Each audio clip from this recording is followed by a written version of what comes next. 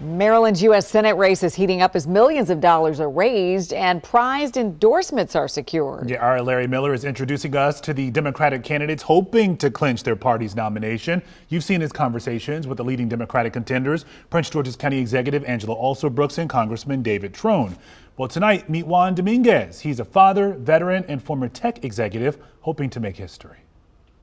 We appreciate you being here, and thank you so much for your time. So let's get started with the obvious question.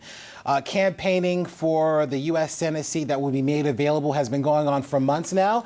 Records show that you're one of the last people to formally get into the race. I think the obvious question is, what took you so long?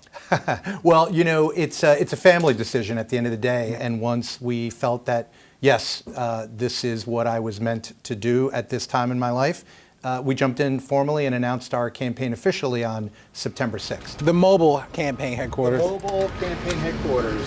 Come on in.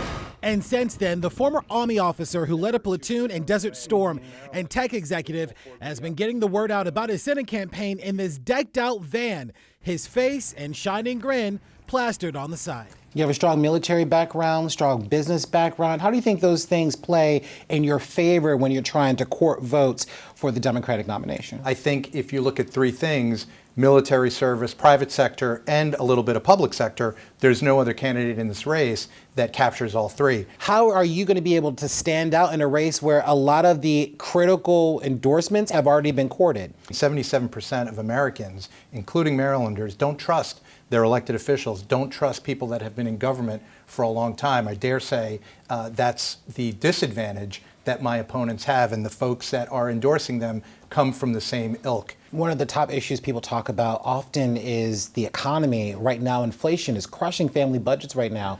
What ideas do you have to help families who are struggling to get food on the table? We're going to have to demand that those that profit off of the backs of those people pay their fair share. We need to institute a wealth tax in this country that enables us to put money back in people's pockets. We need to institute a living wage. We have to fight for $30 an hour for every working class American, and we have to provide health care for all, cradle to grave. There will be a lot of people that would push back against that idea of $30 an hour. That's incredibly high for some businesses, especially mom and pop shops. What do you say to them? To small businesses, I would say we've got you covered, because we can create a tax rebate or a tax credit for every person that they hire at the minimum wage.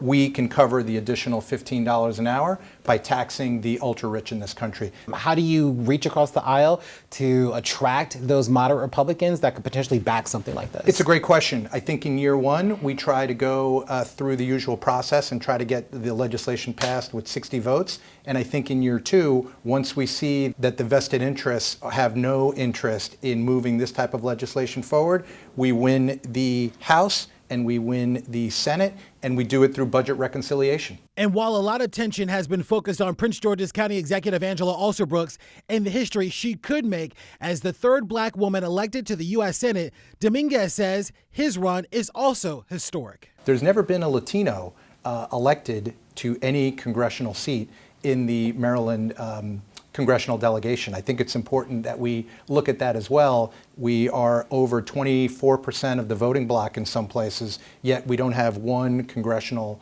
seat that a Latino is sitting in that seat. So obviously you would want to make that history with this election. I not only want to help make history there, but I want to represent all the people that we talked about today. Our Larry Miller will be reporting from Maryland's campaign trail with the candidates. You can see more of his reports on our website. They're posted right now at WUSA9.com.